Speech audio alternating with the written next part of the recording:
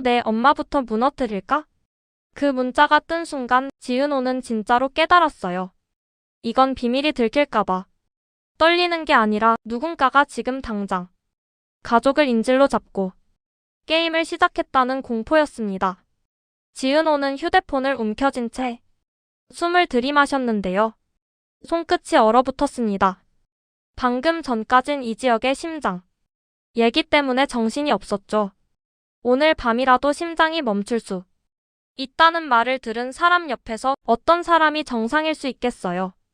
그런데 지금은 그 공포 위에 더 끈적한 공포가 하나 더 얹혔습니다. 사망신고가 취소될 수 없다는 말이 문서가 아니라 사람의 칼이 되어 돌아왔다는 거요.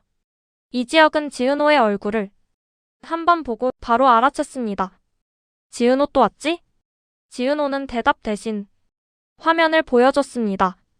이지혁의 눈빛이 아주 잠깐 흔들렸는데요. 그 흔들림이 더 무서웠습니다.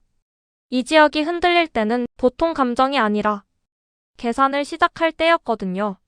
무슨 말을 해야 피해가 덜한지, 누굴 먼저 막아야 하는지, 어느 선에서 숨겨야 하는지. 이지혁이 낮게 말했습니다. 정순이 어머니한테 바로 전화해. 지강호랑 같이 식당 문 닫게 해. 지은호는 숨이 턱 막혔습니다. 선배, 그럼 장사는요? 장사보다 사람이 먼저야. 이지혁이 그렇게 단호하게 말하는 건 흔치 않았습니다. 지은호는 그 단호함이 멋있다가 아니라 절박하다로 들려서 심장이 더 쿵 내려앉았어요. 지은호는 정순이에게 전화를 걸었습니다. 정순이 목소리는 이미 반쯤 울고 있었는데요. 은호야, 손님도 있는데 낯선 남자 둘이 계속 너 사진 보여주면서. 지강호가 뒤에서 소리쳤습니다. 엄마, 문 닫으라니까. 누나 이름을 왜 지은호라고 하냐고. 지은호가 급하게 말했습니다. 엄마, 지금 당장 문 닫고 뒷문으로 나가요. 지강호랑 같이. 바로 정순이는 응 하고 대답하면서도 끝까지 한마디를 더 했습니다. 은호야, 엄마가 뭘 잘못한 거냐? 그 말이 지은호를 찔렀습니다. 정순이는 아무것도 몰라야 했는데 결국 엄마가 제일 먼저 맡고 있었습니다. 그 순간 지은호 머릿속에 스치듯 떠오른 이름이 있었습니다. 고성이는 이미 무너질 때 같이 끌고 갈 사람을 고르고 있었고 그 사람에게 가장 손쉬운 약점은 가족이었으니까요. 하지만 동시에 박진석도 떠올랐습니다. 박진석은 믿음이 깨진 뒤에는 사람을 증거로만 보는 사람이었고 이미 댓글 하나 놓치지 말고 다 모아와라고 지시할 만큼 판을 깔기 시작했죠. 그러면 이 문자 보낸 건 누구일까요? 고성이가 직접? 아니면 박진석 쪽에서? 아니면 둘 중 누구도 아닌 제3자? 지은호는 고개를 들었고 이지혁을 봤습니다. 이지혁은 핸드폰을 꺼내더니 박성재에게 전화를 걸었습니다. 성재, 오늘은 아버지한테 아무 말도 하지 마. 진짜로. 박성재의 목소리가 잠깐 멈췄습니다. 지은호 때문이야? 이지혁이 짧게 대답했습니다. 그래, 지은호가 걸려있어. 박성재는 숨을 한번 삼키고 말했습니다. 알겠어. 오늘은 내가 막아볼게. 근데 아버지, 지금 칼이 뽑혔어. 그래서 더 막아. 전화가 끊긴 뒤 이지혁은 지은호에게 말했습니다. 지금은 네가 살아있다는 걸 증명하는 순간이 아니라 살아있게 만드는 순간이야. 지은호는 그 말이 너무 잔인하게 들렸습니다. 증명이 아니라 생존이라니. 그런데 현실은 그랬어요. 그 시간 박진석의 집은 이미 끝을 향해 달려가고 있었습니다. 박진석은 고성이 앞에서 소리를 지르지 않았습니다. 오히려 조용했습니다. 조용할수록 무섭죠. 박진석은 고성이를 쳐다보며 단 한 문장만 던졌습니다. 1999년 10월. 네가 직접 사망신고했더라. 고성이의 얼굴이 아주 미세하게 굳었습니다. 딱 그 0.1초가 박진석에겐 답이었어요. 박진석은 이어서 말했습니다. 돌지나 폐렴으로 죽었다더니 사고사로 돼 있더라. 그것도 내가 너랑 결혼하기 한 달 전에. 고성이가 입술을 떨었지만 울지는 않았습니다. 고성이는 울음이 아니라 정당화로 버텨야 하는 사람이었거든요. 여보, 그때는 내가 살려고. 박진석이 고개를 끄덕이는 척했습니다. 살려고? 그리고 아주 천천히 말했죠. 그 아이는 살아있었는데. 그 말이 고성이의 숨통을 조였습니다. 고성이는 반사적으로 가족을 꺼냈습니다. 당신 외로웠던 가슴 채워준 사람도 나고 영란한 사람도 나고 성재 7살부터 키운 사람도 나야 하지만 박진석은 그 말을 듣고도 흔들리지 않았습니다. 박진석이 지금 원하는 건 공로가 아니라 진실이니까요. 박진석이 고성이를 똑바로 보며 묻습니다. 그럼 왜 살아있는 아이를 죽었다고 했어? 고성이는 그 질문에 대답할 수 없었습니다.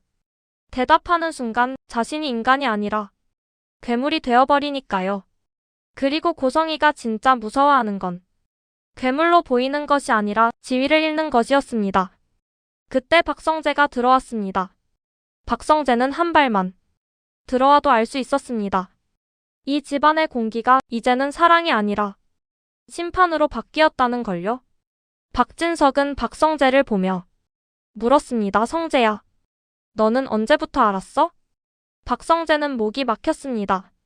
언제부터가 아니라 왜 말 안 했어가 진짜 칼이었으니까요. 박성재가 겨우 말했습니다. 아버지가 그 여자를 얼마나 사랑했는지 제가 수십 년을 보고 살았는데 어떻게 박진석이 바로 잘났습니다. 고민? 박진석은 조용히 아주 잔인하게 덧붙였습니다. 네가 고민하는 동안 누군가는 사람을 서류로 죽였다. 그 말이 박성재의 마음을 쪼갰습니다. 박성재는 지금 누구 편에 서야 할까요? 아버지 편? 새어머니를 끝장내는 편? 아니면 이지혁과 지은호를 지키는 편? 박성재는 결국 이지혁의 전화가 떠올랐습니다. 지은호가 걸려있어.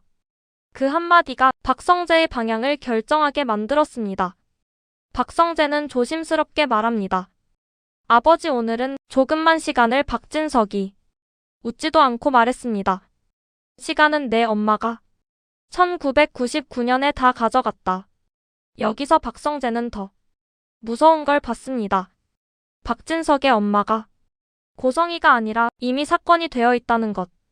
고성이는 더 이상 가족이 아니었습니다. 고성이는 증거가 되기 직전의 사람. 그리고 박진석의 다음 목표는 뻔했어요. 한우진. 그리고 지은호. 박진석은 결국 거기로 가게 됩니다. 고성이의 1999년을 파면 지은호라는 이름이 따라 나오니까요. 그 시간 박영란은 다른 전쟁을 하고 있었습니다.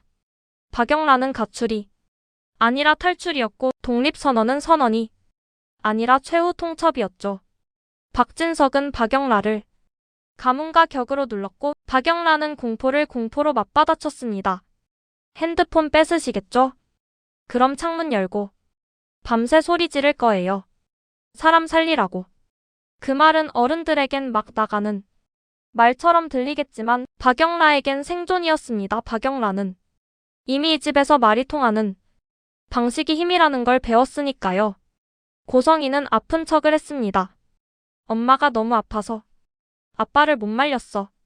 박영란은 그 말에 더 차갑게 굳었습니다. 엄마는 아버지한테만 완벽했겠죠. 그리고 박영란은 결국 말해버렸습니다. 저한테는요, 엄마 자리에 있는 보모 같은 사람이라고요. 그 말이 떨어지자마자 고성이 얼굴이 잠깐 일그러졌습니다. 박진석이 고성이를 완벽한 아내로 봐주는 동안 박영란은 고성이를 차가운 통제자로 겪어왔거든요. 박진석은 그 순간에도 고성이를 먼저 쳐다봤습니다. 그게 고성이를 더 미치게 만들었죠. 봐. 아직도 나를 믿는 눈이야. 그러니까 더더욱 박진석에게 진실이 들어가면 안 됩니다. 박진석은 박영란에게 조건을 걸었습니다. 석 달 안에 데뷔에 안 되면 깨끗이 포기. 박영란은 울지 않고 웃었습니다. 벌써 데뷔했는데요. 박진석이 무심하게 덧붙입니다. 기적적으로 돼도 내가 막아. 그 말이 박영란의 속을 불태웠습니다. 박영란은 이미 세상에 필명을 던졌고 반응을 받고 자신이 통제 밖에서도 살 수 있다는 걸 알아버렸습니다. 박진석이 막으면 박영란은 더 크게 터뜨릴 겁니다. 그리고 그 터트릴 것에는 고성이의 비밀도 포함될 수 있어요. 박영란은 비밀을 숨기는 타입이 아니라 진실을 세상으로 내보내는 타입으로 변하고 있으니까요. 지은호는 이지혁을 붙잡고 싶었는데요. 붙잡을수록 더 불안했습니다. 이지혁은 원래 비혼주의에다 마음을 딱딱하게 포장하는 사람입니다. 그런데 이상하게도 지금은 지은호에게 선을 긋지 않았어요. 오히려 지은호를 지키는 방향으로 움직이고 있었습니다. 지은호는 그게 고마우면서도 무서웠습니다. 선배, 왜 이렇게까지 지은호가 묻자 이지혁은 대답을 피했습니다. 대신 아주 현실적인 말을 했죠. 지금 성재 아버지 박진석과 칼을 뽑았고 고성이는 살려고 발악할 거야. 그 사이에서 제일 약한 고리가 내가 될 확률이 높아. 지은호는 억울했습니다. 제가 왜요? 제가 뭘 했는데요? 이지혁이 지은호를 똑바로 봤습니다. 내가 아무것도 안 했기 때문에. 지은호는 숨을 멈췄습니다. 이지혁은 이어 말합니다. 아무것도 안 한 사람은 아무 죄도 없는데 제일 쉽게 희생돼 이용하기 좋으니까. 지은호는 그 말이 너무 현실이라서 무너질 뻔했습니다. 그런데 바로 그때 이지혁 휴대폰이 울렸습니다. 병원 번호였습니다. 이지혁은 받지 않으려다 지은호 눈을 보고 결국 받았습니다. 짧은 통화였는데요. 이지혁 얼굴이 더 창백해졌습니다. 지은호가 물었습니다. 뭐라고 했어요? 이지혁이 잠깐 망설이다가 말합니다. 검사 더 당겨야 한대. 지은호는 더 당긴다는 말이 사실상 무슨 뜻인지 압니다. 상황이 생각보다 더 나쁘다는 뜻이죠. 지은호는 이지혁에게 다가가서 낮게 말했습니다. 선배, 저 하나만 약속해요. 이지혁이 무심한 척 고개를 들었습니다. 뭔데? 지은호는 입술을 떨면서도 말했습니다. 괜찮다고 하지 말아요. 이번엔 진짜로요. 이지혁은 잠깐 말을 잃었습니다. 그리고 아주 작게, 정말 작게 대답했어요. 그래, 그 작은 대답이 지은호를 울릴 뻔하게 했습니다. 왜냐하면 이지혁이 그래라고 하는 순간은 마음이 이미 깨져 있을 때가 많았거든요. 동시에 박진석 쪽은 더 무서운 방향으로 움직이기 시작합니다. 박진석은 결국 확인하려고 합니다. 한우진의 간이식 공여자 지은호가 정말 살아있는지, 살아있다면 왜 죽었다고 되어 있는지, 죽었다면 왜 살아있다고 말들이 도는지. 박진석은 진실을 찾는 척하지만 사실은 책임을 찾는 겁니다. 누가 자신을 속였는지, 누가 자신의 인생을 농락했는지. 그 분노가 고성이만 찌를 것 같죠? 아닙니다. 박진석은 결국 연결된 사람을 다 찌릅니다. 박성재도, 이지혁도, 지은호도, 정순이도, 지강호도. 그리고 박성재는 지금 딱 가운데 서 있습니다. 박성재는 이수빈을 떠올립니다. 이수빈은 이미 고성이에게 단독 호출을 당했었고 연애는 가능하지만 결혼은 불가라는 선을 들었지만 끝까지 숨겼죠. 박성재는 몰랐습니다. 이수빈이 자신을 지키려고 침묵했다는 걸요. 그 침묵이 지금은 더 큰 폭탄이 되어 돌아올 수 있습니다. 박진석이 고성이를 치는 과정에서 이수빈의 이름이 걸리면 박성재는 그때부터 선택지가 사라집니다. 그리고 그 선택지 삭제는 아주 끔찍한 방식으로 시작될 수 있어요. 지은호 휴대폰에 또 문자가 옵니다. 이번엔 숫자만 찍혔습니다. 정순이 식당 위치. 그리고 한 줄이 더요. 지은호, 네가 움직이면 내 엄마는 안전하다. 지은호는 숨이 턱 막혔습니다. 이건 협박이 아니라 거래입니다. 지은호는 몸이 굳어버렸습니다. 움직이면 엄마가 안전하다. 그럼 안 움직이면? 지은호는 그 뒤를 상상도 하기 싫었습니다. 지은호는 이지혁에게 말하려다 멈췄습니다. 말하는 순간 이지혁이 또 자기 몸을 던져버릴 게 뻔했거든요. 지은호는 혼자 해결해야 한다고 생각했습니다. 그런데 지은호가 한 발만 움직이려는 순간 이지혁이 지은호 손목을 잡았습니다. 너 지금 혼자 가려고 했지. 지은호는 들킨 아이처럼 굳었습니다. 이지혁이 낮게 말합니다. 지은호, 너 지금 사라지면 해결된다는 생각하지 마. 지은호 눈이 흔들렸습니다. 그 생각을 정확히 들킨 거였거든요. 지은호는 가끔 그런 생각을 했습니다. 내가 사라지면 엄마랑 강호는 괜찮지 않을까? 내가 없어지면 박진석도 고성이도 서로 싸우다 끝나지 않을까? 그런데 그게 제일 위험한 생각입니다. 지은호가 사라지면 오히려 누군가는 더 쉽게 말할 수 있거든요. 봐라 죽은 게 맞네. 이지혁이 더 차갑게 말합니다. 네가 사라지면 네가 가진 모든 게 너를 싫어하는 사람들 손에 들어가. 지은호는 그 말이 너무 현실이라서 고개를 못 들었습니다. 그리고 바로 그때 박진석에게서 전화가 옵니다. 지은호는 받지 않으려 했는데 이지혁이 말합니다. 받아. 지은호는 떨리는 손으로 통화 버튼을 눌렀습니다. 박진석 목소리는 너무 조용했습니다. 조용해서 더 무서웠어요. 지은호 씨 살아있죠? 지은호는 입이 안 떨어졌습니다. 박진석은 숨 한 번 들이마시고 더 잔인한 질문을 던졌습니다. 그럼 누가 당신을 죽였던 겁니까? 지은호의 머리가 하얘졌습니다. 이 질문은 사실 확인이 아니라 범인 지목을 요구하는 질문이었거든요. 지은호가 대답하는 순간 누군가의 이름을 말하게 되고 그 이름을 말하는 순간 그 사람은 끝나거나 혹은 더 미쳐서 지은호를 끝낼 겁니다. 지은호는 떨리는 목소리로 말합니다. 회장님, 제가 뭘 안다고. 박진석이 낮게 웃습니다. 모른 척하지 마. 넌 이미 다 알고 있더라. 지은호는 소름이 끼쳤습니다.